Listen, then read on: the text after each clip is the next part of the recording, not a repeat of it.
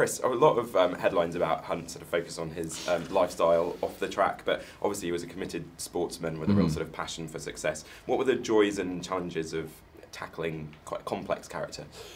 I mean, you have the pressure of playing a real person and someone who was an icon of a period and you know, certainly summed up the sort of 70s and Formula One of that era, and as with Niki Lauda, and so there's you want to do that justice, but the joy of it, I guess, is you have all this resource and information, and it's a challenge, and these were two characters who the factual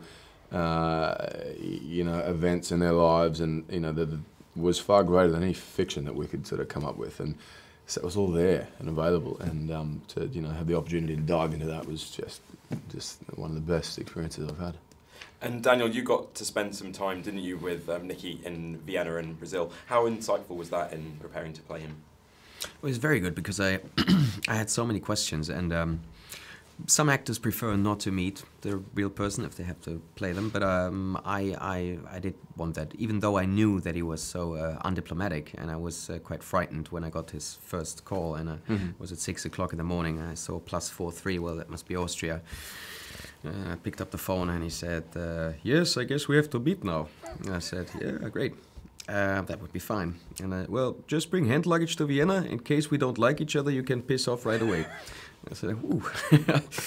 So I went to Vienna, still very nervous, and we started a conversation. After half an hour, I thought, okay, he likes me. He had a smile on his face, and he said, well, ask me anything you want to know. And then he supported me all the way through.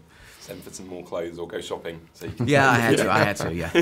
You borrow some of his clothes. And unfortunately, you obviously couldn't meet James, but what was most helpful in your research? People that knew him, archive footage? Yeah, I mean, what was kind of fascinating was the vast, contrast in opinions of James and contradictions and about who he was and what he was about and whatever, which just added more and more layers to this character. And I think, I got to a point where I had to sort of, take James's attitude of not listen to other people's opinions and just do my thing with it. And that was really, I think indicative of the way the whole process went. There was a constant kind of reminder while playing these guys to stay true to yourself, and that was their message. This is who I am, and take it or leave it, kind of thing. And it's a much freeing process than trying to hit a target constantly and being anxious about it.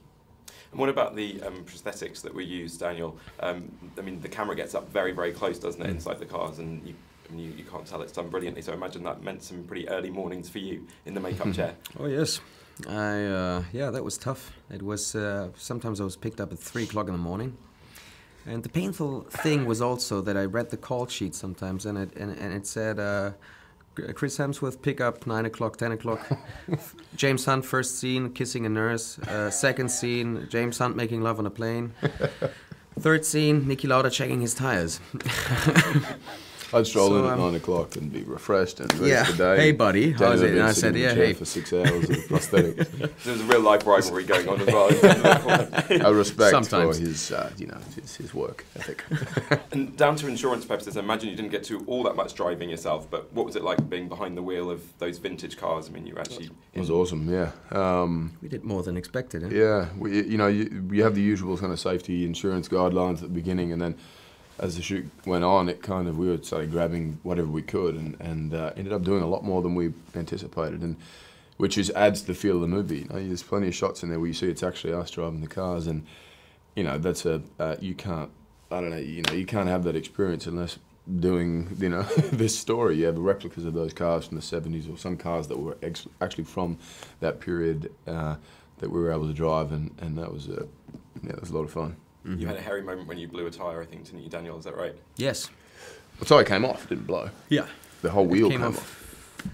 Yeah, you know it. You remember it exactly. Eh? I was there, I saw it. I don't know who unscrewed the wheel or manipulated that vehicle.